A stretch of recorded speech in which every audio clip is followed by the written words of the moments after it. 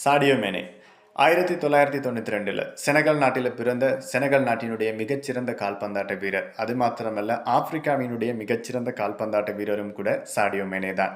அதே நேரம் இவர் ஒரு மிகச்சிறந்த மனிதநேயம் கொண்ட மனிதரும் கூட. தற்பொழுது சவுதி அரேபியாவினுடைய அல் நாசர் கிளப்பிற்காக விளையாடக்கூடிய இவர் ஒரு நாளைக்கு மட்டுமே இலங்கை மதிப்புல 5 கோடி ரூபாய் சம்பளமாக வாங்குறாரு. இவ்வளவு சம்பாதிக்கிற இவர் ஒரு கட்டத்துல தன்னுடைய டிஸ்பிளே உடைந்த மொபைல் போனோட காணப்படுறாரு.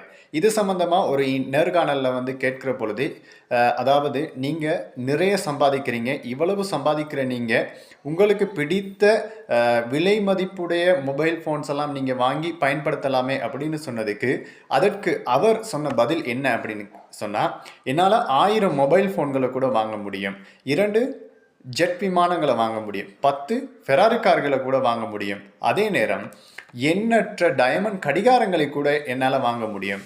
நான் அந்த அளவு சம்பாதிக்கிறேன். ஆனால் நான் ஏன் வாங்க வேண்டும்? நான் வறுமையையும் பார்த்திருக்கிறேன், பட்டினியில கிடந்திருக்கிறேன், பாதணிகள் இல்லாமல் வெறும் காலில் நான் விளையாடி இருக்கிறேன். இப்பொழுது நான் நன்றாக சம்பாதிக்கிறேன்.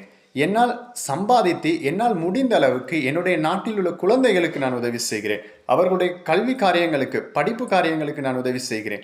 பாடசாலைகளை கட்டி கொடுக்கிறேன். அவர்களுக்கு தேவையான நல்ல சுகாதார வசதிகளை பெற்றுக் கொடுப்பதற்கு என்னால் முடிந்த முயற்சிகளை நான் செய்து கொடுக்கிறேன்.